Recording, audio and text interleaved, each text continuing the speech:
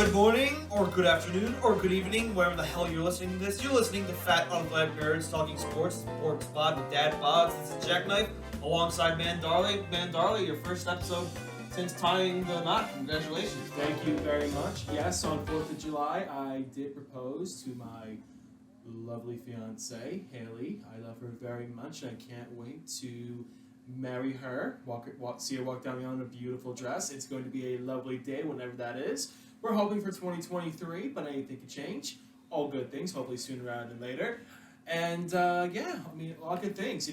Again, folks, I'm so sorry. It's been a while with me. In addition to getting engaged, I also got a big promotion at work, so I'm busy with that. And my schooling so far is progressing well. So it's going to take a little break and get back on the sports track. And what better way to do it than with the NHL expansion draft? Let's get cracking. The Seattle Kraken, the 32nd NHL franchise. Tonight they determine who they pick. And yes, earlier today we did see Elliot Friedman and all these other top NHL personalities and reporters and everything like that come forward and say they already picked this, they already picked that, this is going to happen, that's going to happen. But you know what? Anything's possible. But I think also one of the biggest things that we didn't look at it today, I may have seen one or two, but Jack and I have a little gentleman's bet going. So Jack, why don't we explain the gentleman's bet to our audience? Well, I am a civilized human being. I think the whole idea of pineapple on pizza is disgusting. So, Dan's been trying to get me to do it for years. I haven't given in, but after tonight I might have to, because our bet is we put down a list of who each player we think that the Kraken will take. Whoever's more correct, wins the bet. The loser, if I'm the loser, I have to eat a slice of pineapple on pizza. And Man Darley, go ahead, tell them what you would eat and why. So, yes, I am half Italian. As an Italian, we base all of our cuisine off one fruit or vegetable, whatever you consider it, a tomato. So you see, I love tomato sauce, tomato paste, tomato ketchup. I love bruschetta. I love salsa. I love everything you can make with a tomato. But I don't like the tomato itself. Now, I don't know why. It's just a tomato by itself is something I never enjoyed. So if you ever see me at a restaurant ordering a burger or a sandwich, I always say no tomatoes. Always emphasis on no tomatoes, because you can't just eat tomato by itself. But if I'm at a Mexican restaurant, chips and salsa, I'll go all out. If someone's making fresh bruschetta, like my mother, she makes delicious bruschetta, I go all out. If I make a nice tomato sauce, oh my God, it's the best. But tomato by itself, I just cannot do. So, Jack here, yes, I love pineapple on pizza. You can criticize me all you want. And I love a good Hawaiian pie too. He's brave enough to eat pineapple pizza if he loses. And I am... And when I die from it, you stay away from my funeral. Yeah. And I am brave enough to take a bite in tomato. And I'll eat a tomato whole. We'll broadcast it live. And also, we're just watching ESPN2 now. Watch a little bit of the X Games, hosted by Tony Hawk, it looks like. Get ready for the expansion draft. But I'm also seeing here a report now that the University of Texas and University of Oklahoma may defect from the Big 12 and join the SEC. What? Yes. You want me to rewind? I'll show you. I mean, go for it. Wait, do I have it? Yeah, yes, you have DVR. Dude. Well, I'll be damned. Jeez, then who's left in the Big 12? Well, that'll be down to the Big 8 because they never had 12 teams. They had 10 teams. So that'll be West Virginia, Iowa State, Kansas State, Oklahoma State, Texas Tech, TCU, and Baylor. And that's a pretty ugly lopsided conference. I mean, Texas and Oklahoma are the heart of the conference, despite the fact that Texas has not really been the competitive nature that they wanted to be, and Oklahoma has dominated for many years to come. So this is actually quite shocking. A little bit of breaking news as we do it. We'll definitely keep a lookout more and look at more information as it develops. Now, speaking about the conferences, should we tell them the upcoming debate? We're thinking of saving it for probably around football season. But my good friend Jake the Snake of the Marshall Street podcast, if you're a Syracuse fan, I highly suggest you check them out. I mean, Jake wasn't a fan of some of your takes in one of our previous college football episodes, and he wants to have a debate with you about it, particularly about like division or conference alignment. But I think we're getting a little too far off topic. You know, college football season is what, 2 months away or so. 2 months away, and I cannot wait. Let's go Irish! Cannot wait. And to put it in perspective, as we're waiting for the expansion to begin. A few weeks ago, yes, I went on my rambles with my rants and in my very wayward, crazy nature. Long story short, he picked with teams like the- Temple to go to the AC. To the Big Not- Ten. to Well, the there Big was a Ten. whole thing about it, how I wanted to do. It wasn't laid out correctly, so basically it was a whole thing. But if you want, go a couple episodes back, you'll see it. There was a whole explanation there. When we do decide to put up a website, you can check out my blog on why I believe certain things should be considered for the future of college football realignment as we're approaching the next couple of years. But we will leave the debate for a future date. But right now we are here to talk about hockey. But before that, we want to say a quick congratulations to the Milwaukee Bucks. Yes, the Milwaukee Bucks, NBA champions. First time since 1971, after winning Game 6 last night, at the score of 105-98. Dan, did you watch the game last night? I tried to watch a little bit of the game I last night. watched- I'm not I gonna lie, watched I was it. a very bad sports fan. I've been a very bad sports fan lately, but so bear with me. But yes, I did miss the NBA Finals a little bit, so I apologize for my take. But I did see something, a quote on Facebook. Basically, Giannis mentioned that he did have the chance to go and win a championship with the super team, to which he did not, and he did it the hard way. And that's good for him, because you know what? We need guys like Giannis to build a team. We don't need super teams in the NBA, because you have 5 or 6 good teams and the other 25, 26 teams no one cares about.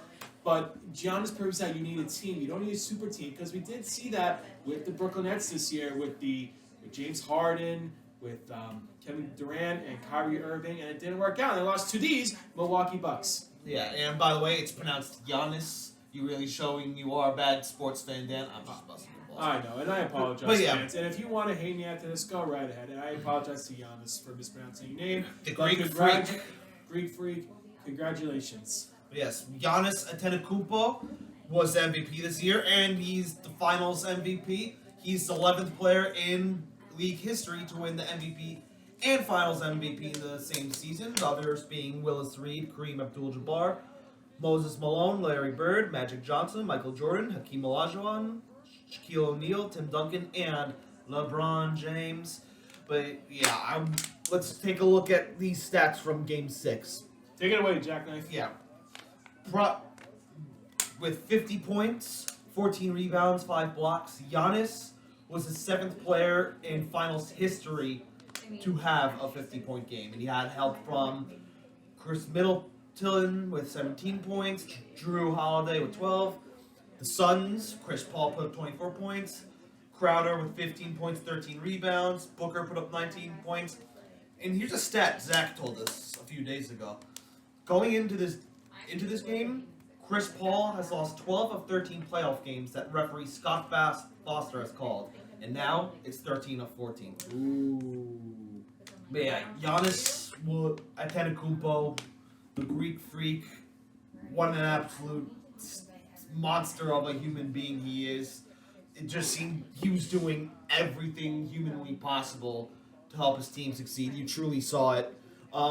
Last night when Chris Middleton hit a jumper with 56 seconds left, that pretty much sealed the game for the Bucks in my eyes. The Suns put up a valiant effort, but we saw why. Giannis is the MVP of the league and of the series. He took control of the game on both ends of the court. I mean, I think of plays like a ridiculous block he had on an alley-oop in Game 4, on an alley-oop by himself to seal the game in Game 5. And you know what? I feel bad for Chris Paul. Like, he's a guy, you know, a lot of people like him. Well, depending who you are. I don't think he's ever going to get an opportunity like this again. I thought, going in this series, I had Suns in 6. I thought they had the depth to beat the Milwaukee Bucks. Who was the guy on Facebook that kept saying Suns in 4? That's just a guy who got into a fight in a Suns Nuggets game earlier in the playoffs. But yeah, I thought the Suns had a little bit more depth than Milwaukee. But basketball is a sport where one individual truly can make a difference, and we saw it with Giannis not to take away from the efforts of guys like Chris Middleton and Drew Holiday and so on and so forth, but the Bucks do not make it this far without Giannis. He made so many great plays on both sides, as I said before. He truly earned league MVP, finals MVP, and the thing not too long ago, this franchise wasn't sure if they would have him for much longer, but he signed that record $228 million contract, and he showed he's worth every penny of that contract. And like you, I'm very happy this was the NBA Finals we got, not necessarily super teams, or as Bill Burr would call them, pylon teams, where it's like, hey, let's all go to one team and just beat everyone. Exactly. I'm glad we're getting some parity in the NBA again. Yes, and this is probably the... Yeah, your time's coming, Knicks. It's okay. And you know what? This actually is you had the Raptors a few years ago who beat the Grizzlies.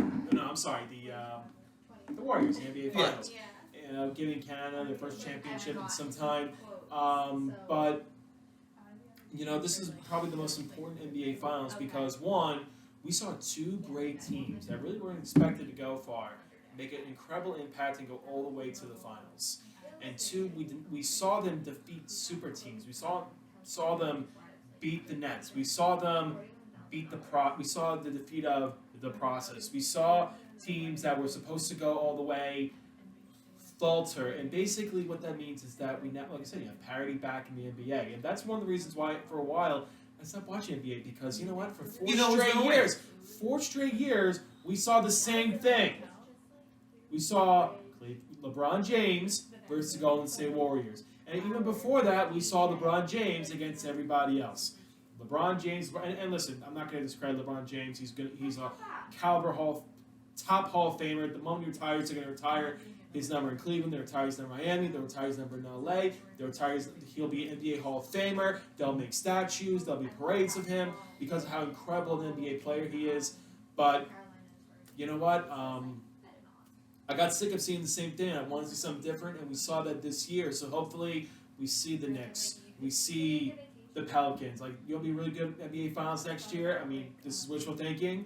Zion Williams and the New Orleans Pelicans against the Knicks. Well, we Zion know was supposed to go to New York, and now he's playing in New York. That will not happen. You know what? One can dream. I'll tell you what. If I'm right, I'll be really surprised. All right. And now we are getting ready. But before we continue, I just want to say, if you do hear two ladies in the background, that's because the lovely Brienne and Haley are here. Say hi, ladies. They're Don't be shy. All right, but yeah, it's 8 o'clock now. We paused the broadcast, but let's talk baseball real quick. I want to talk about the All-Star Game last week, but we didn't have a chance to record. Vladimir Guerrero Jr. with the MVP award, 1 for 3 with 2 RBIs and a run scored. Shohei Ohtani got the win with only 1 inning pitch. That's one thing I'm just a little shocked about Shohei Ohtani. It's, I know a lot of people are going to say he didn't have the best All-Star performance. He did pitch 1 inning of shutout baseball. Didn't strike out anyone, but then he was hitless, and he lost in the home run derby. Also, congratulations to Pete Alonso for setting the record in the first round and winning. He also donated his winnings across multiple charities. But I know a lot of people came forward. They probably said, "Oh my God, my goodness, Shohei Ohtani didn't have the best All-Star game. What happened? He pitched 1 good inning, but he wasn't the Shohei Ohtani we all know and see." And people are now going to think, "Oh my goodness, is this going to be the end of Ohtani?" No way. Who's saying that? See, on social media, people Who's freak out. saying that? Well, don't forget though. I believe that there's an All-Star game curse too, and. And the home run derby too. Remember a few years, not so long ago, Aaron many Judge. years ago. No, Aaron Judge, of course. Yeah, and what about Bobby Abreu? He set the record in the first round, and then he only hit 1 home run in the second half of the season. I was at that game. So was I. Little did we know we were at the same baseball game at the same exact moment we described without knowing who each other was. We didn't know. Yeah, we didn't know each other yet. Yeah, in my apartment, bringing to you live coverage. Well, live now, but post-production later of the NHL expansion draft. Funny how things work. Yeah, Pete Alonso won back-to-back home run derbies. Has there ever been a multiple-time winner before, let alone back-to-back? I gotta double-check. But right now, I'm not gonna lie, I'm excited for hockey.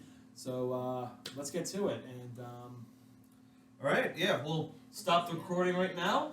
We'll get right back to you right after the expansion draft. Well,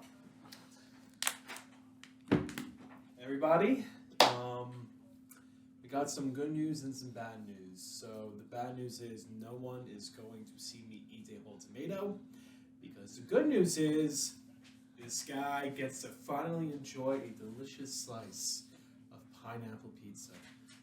Witness the he will soon witness and experience the palate of pineapple, sweet and salty and savory pizza sauce and cheese. Oh yeah, I cannot wait for you to take that bite, and we will broadcast it live for all to see. Not a live stream, though. We'll make it a live stream.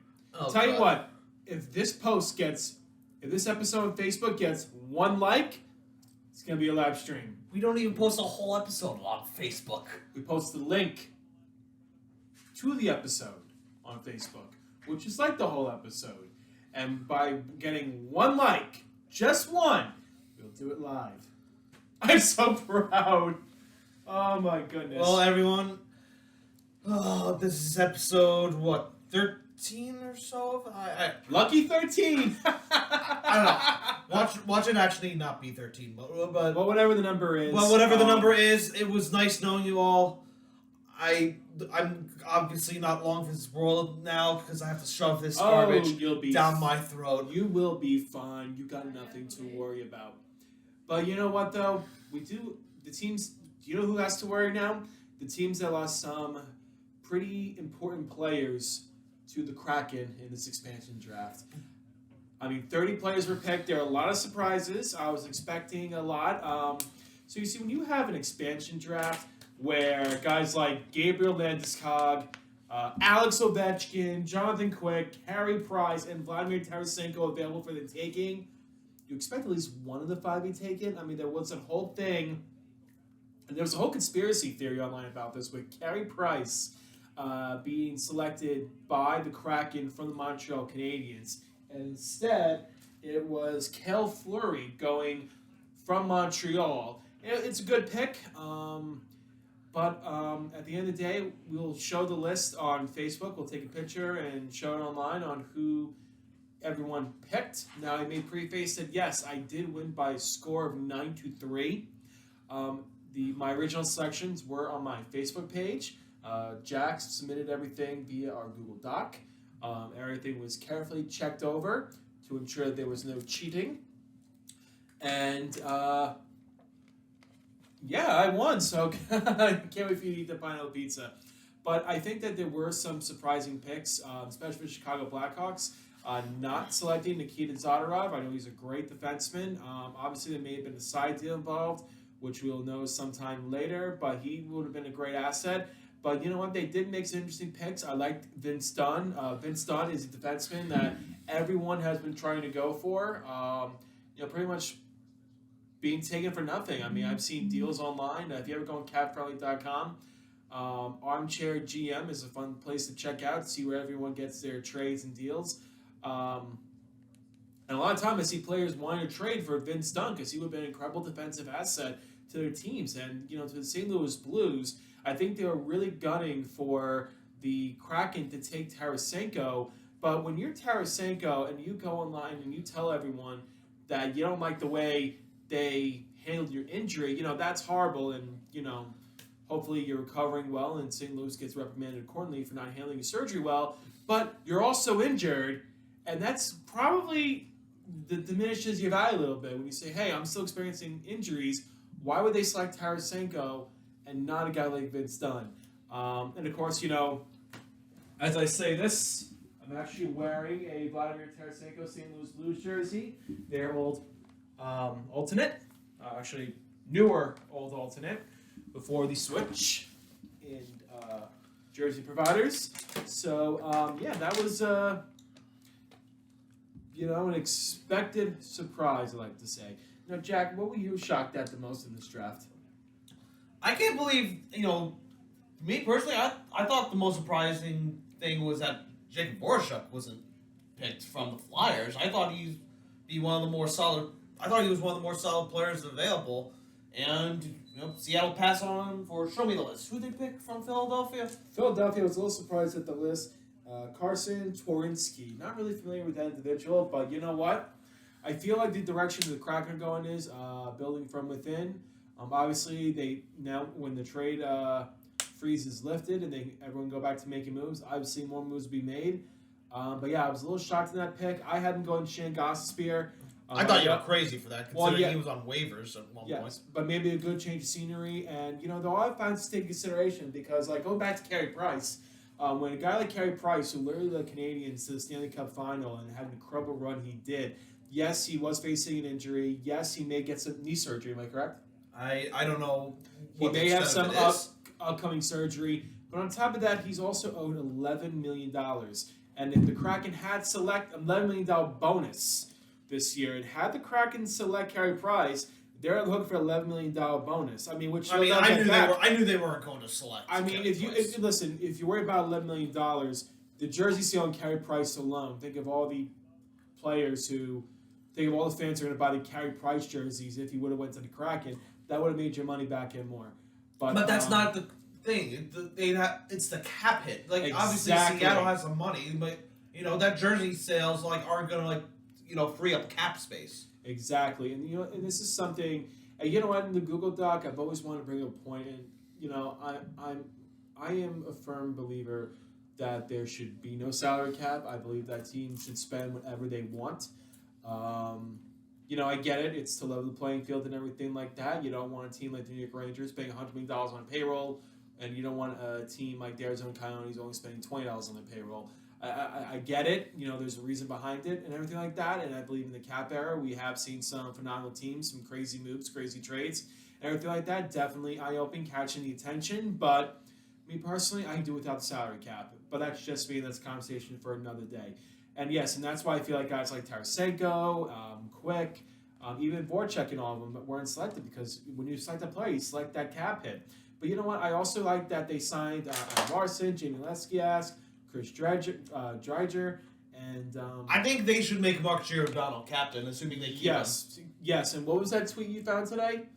Actually, not today. Something about the Rangers, Jack Eichel trade rumors, but I highly doubt that's happening now that the Kraken actually did take Seattle. It was something about a 3-team trade with the Flames, or it was a tweet from Molly Walker. I'll have to bring it back up.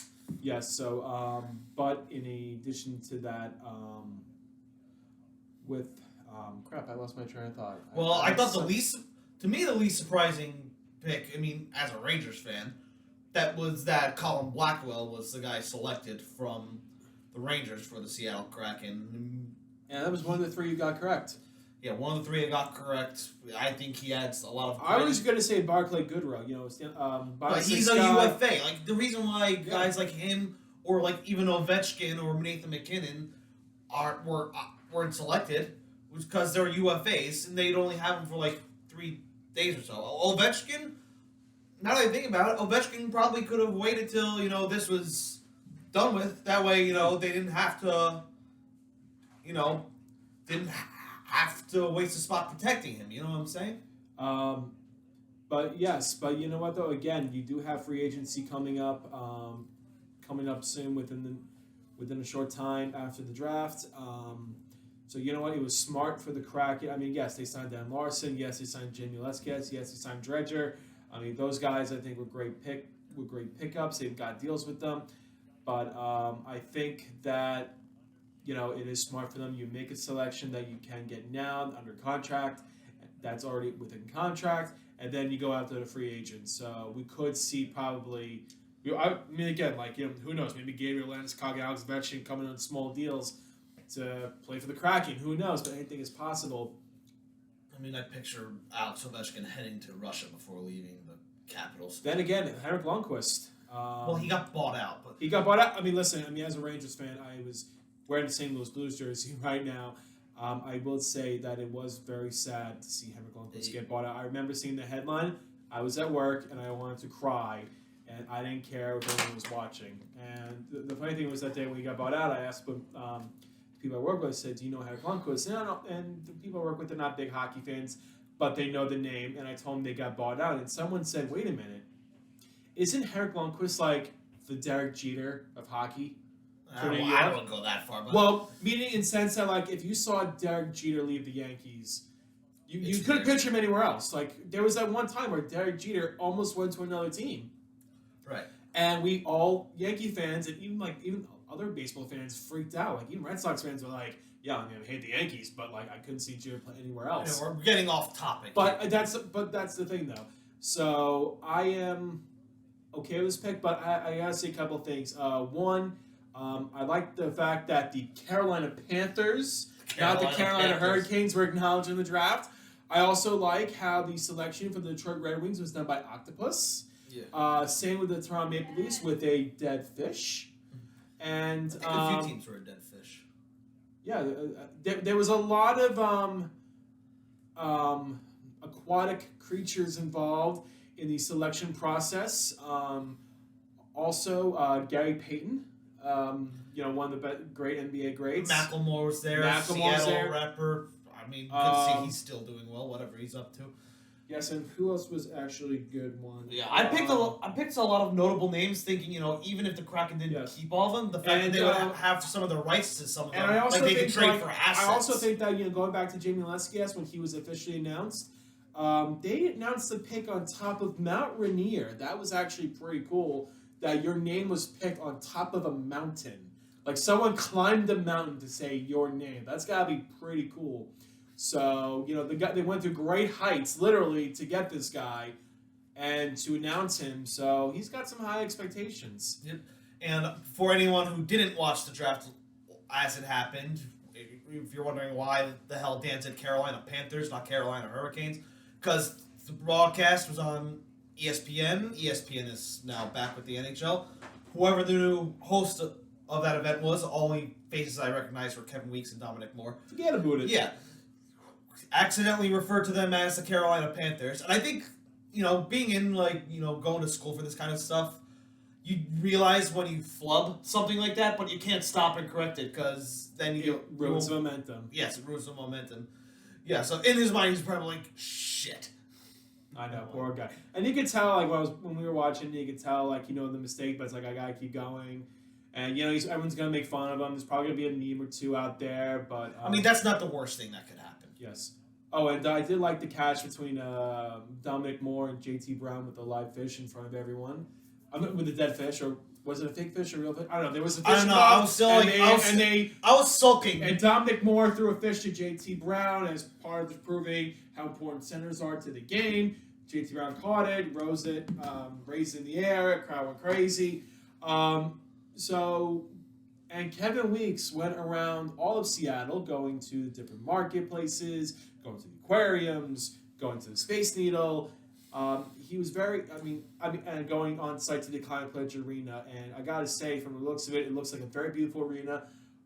It was usually before the Key Arena, but the city and private investors mostly invested almost $930 million, almost $1 billion, like $930 million, to bring it to NHL standards and everything. And you know what? There was a lot of reference to former members of the Seattle Supersonics at the event too, and to think that the city really wanted the Supersonics back first for an NHL team, and they had to issue a memorandum of justification, or MOJ for short, to change it to get the NHL first. And you know what? I think everyone's excited about Seattle. I think it's a good fan base. The city of Seattle has a good fan base. And I do hope the Seattle Supersonics do make a return to the NBA one day. And everyone does. And I can't wait to, those Supersonic jerseys were so cool. And I think they will come back soon, probably via relocation over expansion. Yeah, and if you thought, LeBron's first return to Cleveland was bad, or John Tavares' return to Long Island was bad, get ready for the return of Oklahoma City to Seattle. Oh my goodness. Now that is going to be very painful. Or maybe just be a lot of boos. I mean, who knows? Was it bad when Arizona returned to Winnipeg when the Jets came back? Because it was it was like a couple decades after, so.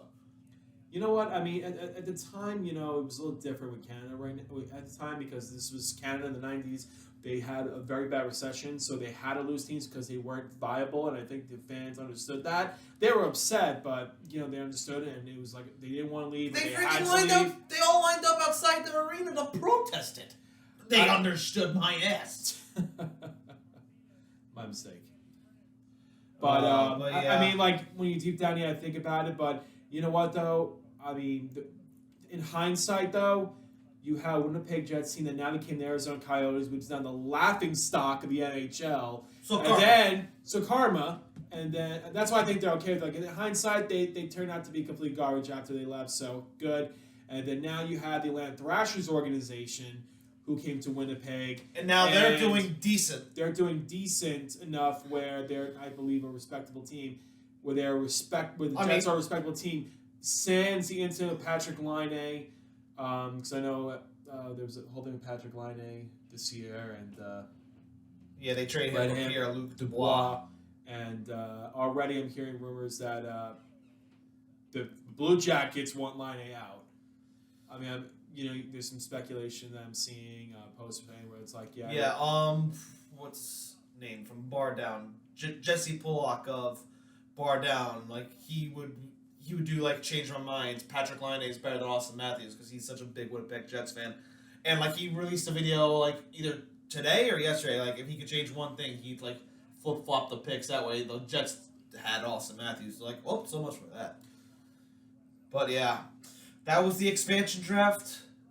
Our other FUNTS host, or I don't know if he's only made an appearance on the NFL draft show, T-Woes. We told him about the bet, and he literally said to me, if given the option between me finally eating pineapple on pizza and him continuing his bloodline, he chose me eating pineapple on pizza. And yeah, we called him pretty much right after. Tears of joy. Clinched it. Tears of joy. And yes, JackKnife here has this obsession with his hatred. In life. It's disgusting. But you never tried it. Okay, Dan, have you ever tried jelly on a hot dog? No. But it sounds disgusting, right? It sounds gross. You know what, though? There was actually an article I remember reading. It's funny you said that. A few years ago, I remember going online. Minor League Baseball, the Wilmington Blue Rocks of the now Single A High A East League had a promotion where they had a jelly hot dog donut. So basically, it was a hot dog on a jelly donut. Ugh, and I wanted to try it. And I wanted to try just say I tried it, but I have yet to make the trip down Wilmington, Delaware, and it's only like an hour and a half, 2 hours. Jeez, I can't have it. I can't win today. I can't win with something disgusting. But somewhere deep down in your memory, you have some kind of memory of like something weird a minor league baseball team does. Like seriously, this guy, you could ask him like about the farm system of any sport. He'll know how it works. Yeah, because that's what I studied in college. Oh, jeez. But yeah, you take it to a whole new fucking level. Well, you know what? It's funny because when you get to know me outside of the FUNTS podcast, I'm actually working in New York City. They don't need doing something completely different. And when I was in college at the time, I wanted to differentiate myself from everyone else going to the game. And I said, okay, well, I can study the same thing that everyone's doing, or I got to go above and beyond. So I really studied the minor leagues, the junior leagues, unique history of different leagues and outside the NHL. And same thing with minor league baseball and everything like that, too, because you want to broaden your horizons and everything. And you learn a lot, too. And yeah, I mean, listen, we have our, Zach has shot with Zach Daniels. I have, the cutting edge with JackKnife. T-Woes is soon going to have Splash and Go with Tommy Joe. That was supposed to be out by now, but unfortunately we had a major tech issue. He's hopefully going to have a new episode. He's hopefully going to have an inaugural episode in the coming weeks, specifically to do with racing, if you couldn't guess by the title. But yeah, you should do something on minor league baseball if anything comes to mind. Well, you know what, though? I was going to do a whole thing on a spiel about the recent realignment, and it's a lot been crazy in minor league sports right now. But yeah, it's crazy right now. Basically, with the whole realignment and everything, crazy story with going on in Trenton, New Jersey, between hosting both AAA ball and MLB Draft League baseball. But yeah, I could do it one day. Yeah, I'll do something on that. So everyone be on the lookout. We go to the drawing board, make sure I do it right, and make sure I'm more consistent with it. And again, folks, for those of you who enjoy my wackiness on camera, sorry for the hiatus, and I am back. You're trying to be more consistent. You're one of the least wacky people I know. I mean, listen, they got enough to drive your friend crazy. Now we're going to do a debate. Well, when you put it that way, who knows? Jake the Snake, he's probably listening to this right now. We gotta message him soon. Get that going. Yep, and but yeah, let's get back on the expansion draft, because we're all over the place. We somehow talk about minor league baseball. Just like Kevin Weeks during the expansion draft. Yeah, we're all over. We're all over. One minute he's, like I say, he's on the space seal. Next minute he's in the aquarium. Next thing you know, there's a guy on top of a mountain. It's wacky. Dominic Moore is throwing fish at JT Brown, having a catch with it. I mean, I gotta say, do you think it was a very exciting expansion draft? Yes or no? I thought it was interesting. I mean, I personally was a little underwhelmed with the players that Seattle took, but you know what? They got a lot of youth. They have some players signed already. I don't think they'll be anywhere near as good as Vegas was, but I think that has a lot to do with all the 30 other teams knowing what to do, what to expect this time around. Yep. Not get as fleeced as they did before. Well, don't forget though, the Vegas Golden Knights, when they made the draft selection, when they made their picks and made their team, they were expected to be one of the worst teams in the league for a while. As a matter of fact, some of even speculated they wouldn't even make a playoff spot for another 7-8 years since that draft. They were at the bottom, and even at one point, I suggested to a couple of friends of mine, I said to keep interest alive, they should sign at the time Jaromir Jagr, Shane Dunn, Jerome McGinley to keep familiar faces and interest. But then out of nowhere, they become this hot team. They somehow miraculously go to the Stanley Cup Finals. We lost to Washington, and we saw the greatest rager and binge of all time with Alex Ovechkin in the process. But yeah, I mean, listen, anything's possible. Anything can happen, and I'm looking forward to this season. Well, there is some let's go into other NHL news that came out, the past few days. The New York Rangers have acquired Barclay Goodrow from the Tampa Bay Lightning. They were looking for some grit. I think this is a very good trade for the Rangers. He is a pending UFA, in a few days. I don't remember the exact date. So right now the Rangers have the rights to him. Reports are saying they have come to an agreement of 6 years, $3.6 million. And I think they're waiting, after tonight to get it done, because who knows, if they did sign that contract, then Seattle would have been much more likely to take him. The good thing is, they got rid of Brett Howard in the process. Now, I think it's a good cap hit for a type of player like Goodrow. He doesn't have a sexy point total, but he's a guy that's hungry on pucks. He's good bottom six. Yes, that's specifically what we wanted. Bottom six. He's come up clutch in the playoffs before. He had that Game 7 overtime winning goal against the Knights when he was on the San Jose Sharks. He just won 2 Stanley Cups back-to-back years with the Tampa Bay Lightning. So the years of the contract make me a little weary. 6 years for that type of player, but I'm not too concerned about it because there is no move clause whatsoever, not even a partial. So good. Yeah, the Rangers, should hopefully get 4 solid seasons of him, and if he declines, they'll find a way to move him. Exactly. The other move that happened this year, earlier this week, last week, was Ryan Graves trading from the Colorado Avalanche to New Jersey Devils. I don't like this move because for who, the Devils or the Avalanche? Well, for us Ranger fans, because okay, so it's a good move for the Devils. Well, you know what it is. Ryan Graves was actually a guy that was going to get taken in the expansion draft. Because if the trade never happened, it would be Ryan Graves, not Jonas Doskoy, going to Kraken. And he's a good, solid guy. They couldn't protect him for a number of reasons, mostly because of draft. They already have solid requirements. defense. They already got solid defense, especially. But more importantly, the last name Graves is going to be on a Devils jersey. It's not like he's related to Adam Graves, but I know, but it's a weird feeling. Just like when Stefan Matteau's son got drafted by the Devils too. It's like Matteau is like Graves and Matteau are are going to be on a Devils jersey. So to me, it's like a weird feeling. And you know what? It's a good pickup for the Devils. It's a good, solid defensive piece. What is it? Do you remember what specifically the Avalanche got back? I believe they got a prospect. Because I was listening to... I believe a prospect and a pick. I was listening to Chicklets, and I think it was Biz. He was really happy with what Sakic did. Like, they got a lot of assets in return. But anyway, Odor homered. But, Nice. yeah. Why are we watching soccer? Put on the Yankee game while we record this. Right. Well, this was But yeah, but the whole Stefan Matteau thing reminded me. Brienne and I ran into a guy named Jeff at MJ's Pete Bar and Restaurant in Aberdeen. Aberdeen. You know, we watched Hurricanes, Lightning. I don't remember which game. I want to say it was Game 4.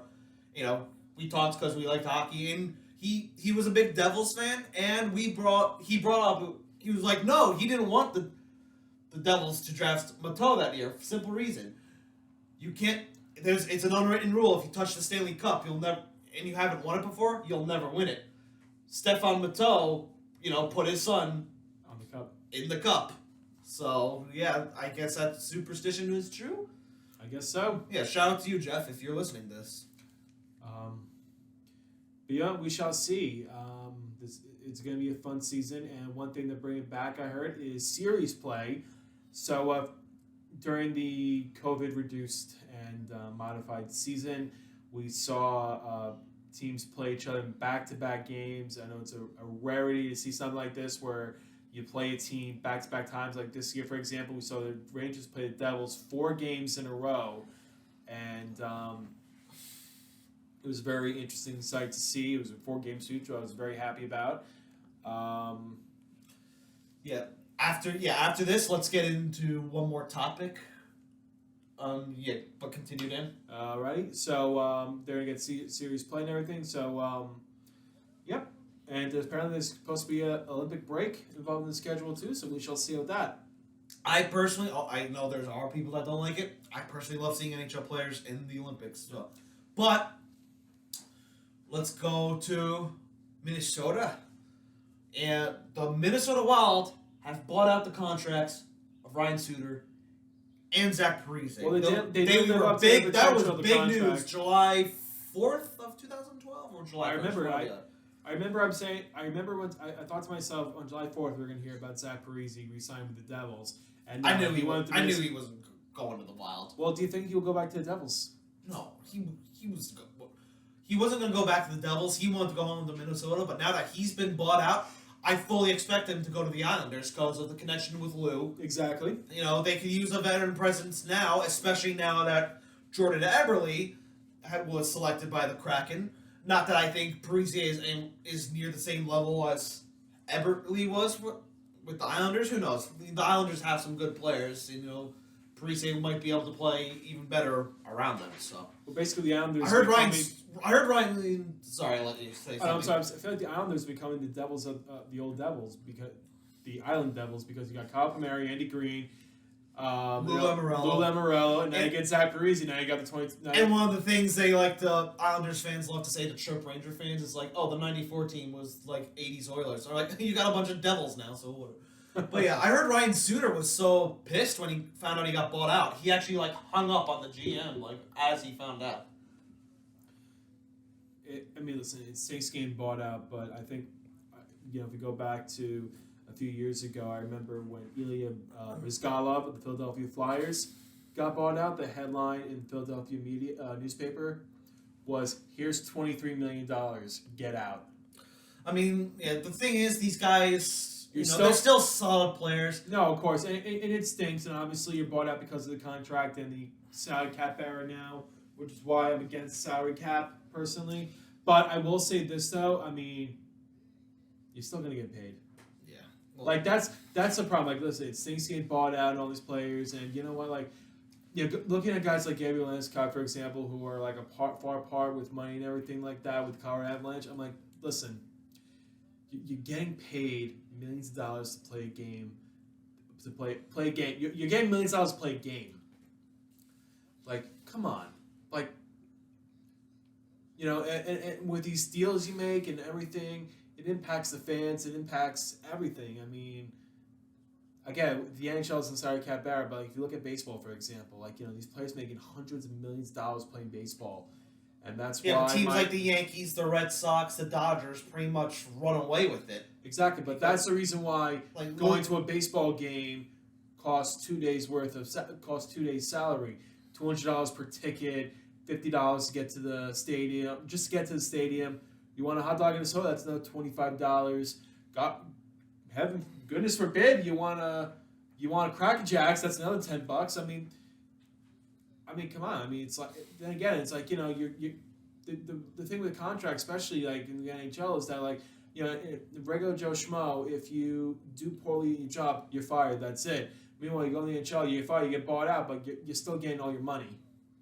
And then you can just sign a low contract somewhere, and you're still getting paid the exorbitant amount. Yeah, but it's a little bit of a pride thing. Like, I didn't live up to the expectations. Exactly. But you know what, though? He's going to walk away.